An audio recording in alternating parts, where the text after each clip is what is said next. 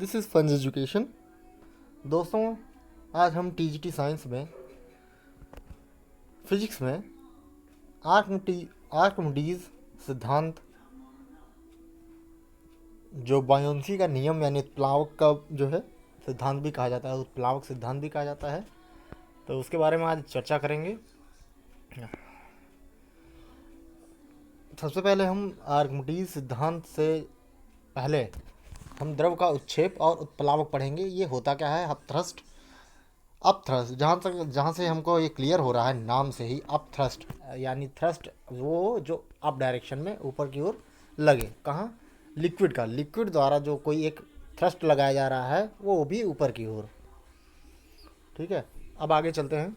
जब कोई ठोस वस्तु द्रव में डुबाई जाती है तो उसके भार में कुछ आभासी कमी महसूस होती है। यानी जितने 5 किलो का है, तो जब उसमें डाला जाता है तो 5 किलो से कुछ कम आता है उसका द्रव्यमान।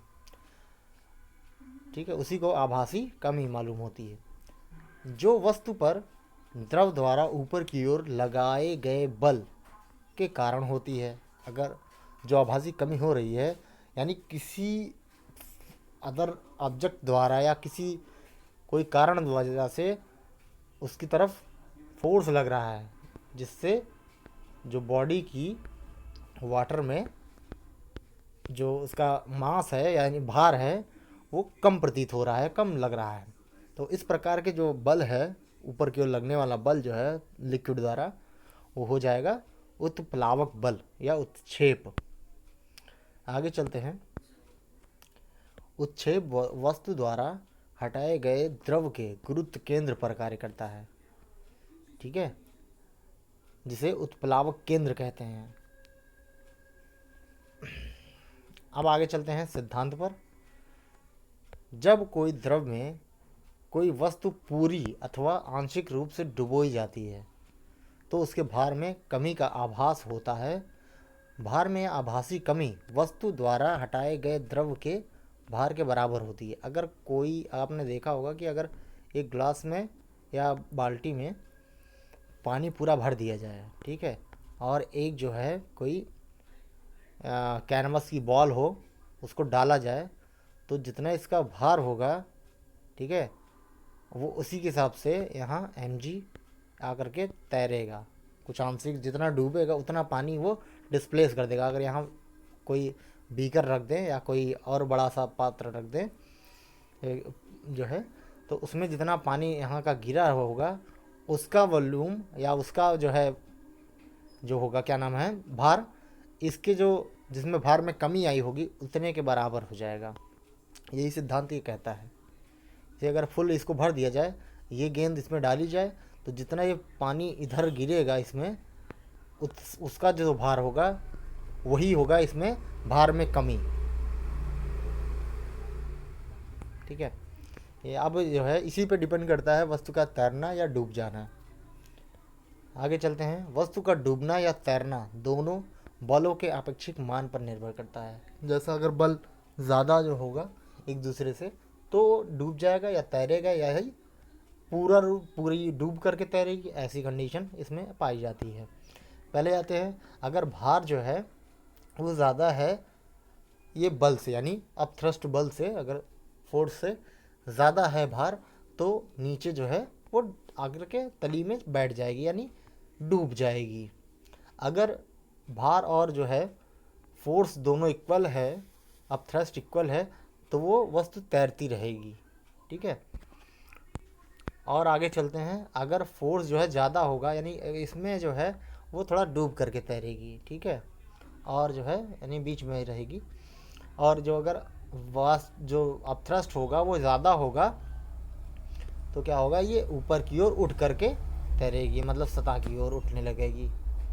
ठीक है, जैसे खोखला अगर बॉल हो वो ज़्यादा डूबता नहीं है, वो तैरता रहता है, लेकिन अगर कैनवस की बॉल हो तो कुछ डूब करके तैरती है। ये फार्मूला इसी सिद्धांत पर ही है। ठोस के डूबे भाग का आयतन बटे ठोस का कुल आयतन बराबर ठोस का घनत्व बटे द्रव का घनत्व।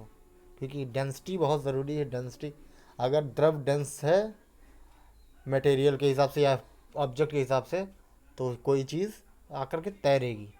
ठीक है, अगर उसकी डेंसिटी यानी पिंड की डेंसिटी ज़्यादा है, पिंड का घनत्व ज़्यादा है, द्रव का घनत्व कम है, तो वो डूब जाएगी।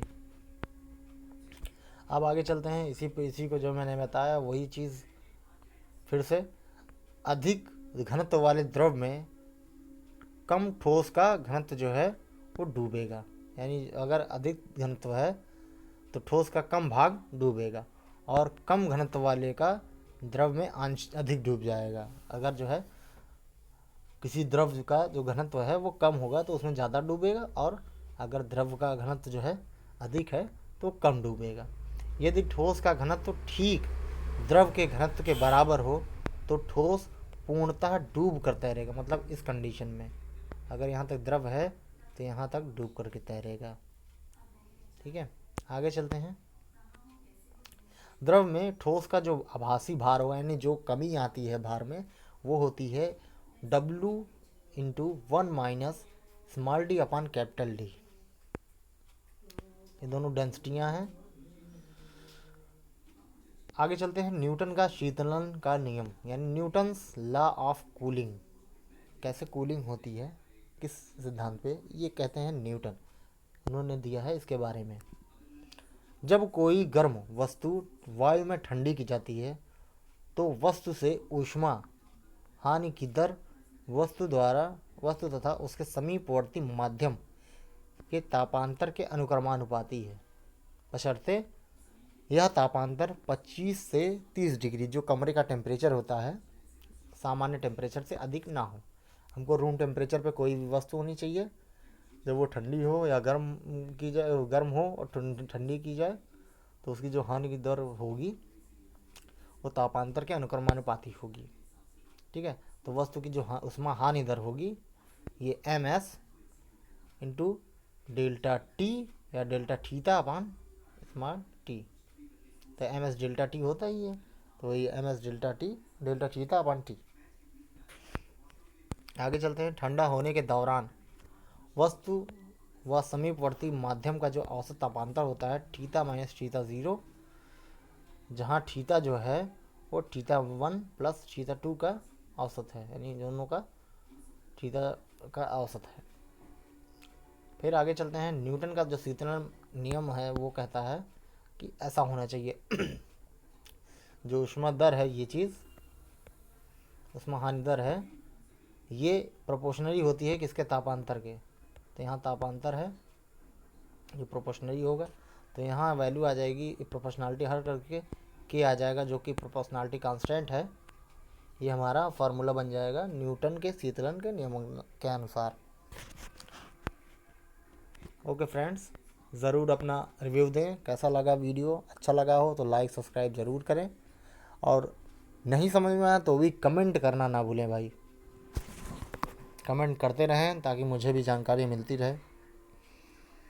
फिर मिलते हैं नेक्स्ट वीडियो में, तब तक के लिए नमस्कार, जय हिंद, जय भारत।